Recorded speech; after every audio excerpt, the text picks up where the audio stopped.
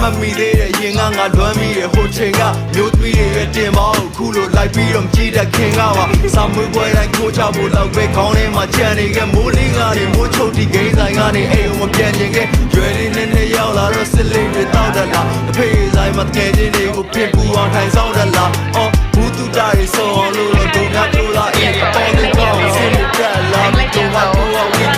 အိမ်မှာဆေးရောက်တွေစမ်းပြီးတော့မေးအောင်အော်ပြီးကြည့်အဖေကရီမောနေရှက်တာနဲ့ဘာမှပြန်ပြောမိရီစားပေါင်းစုံထားချီရမူဂျိုတွေငါတက်မမကြီးကြောက်နဲ့သက်15နှစ်လောက်မှလူလိုရေးပါပြက်ဒေးပါတီတွေသွားဖက်ကဲလေးနဲ့ငါပျော်ပအပြန်ကြရင်ကလပ်ဒါမှမဟုတ်ဟိုတယ်ကိုခေါ်တော့လမ်းမပေါ်အရင်ဝဲနဲ့အိတ်ဆက်ရှိတဲ့အမောင်ညများအားလုံးအမတ်တရဘာတခုမှနောင်တမရလမ်းမများတယ်မှာ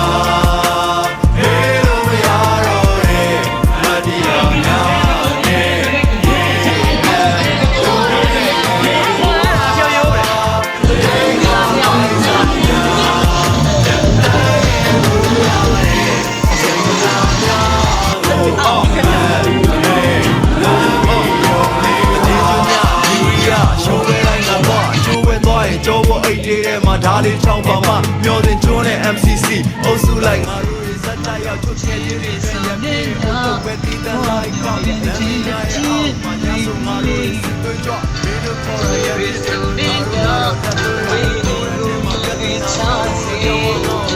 private school တွေပေါ်လာတော့နောက်တစ်ကြောင်းထပ်ပြောင်းအောင်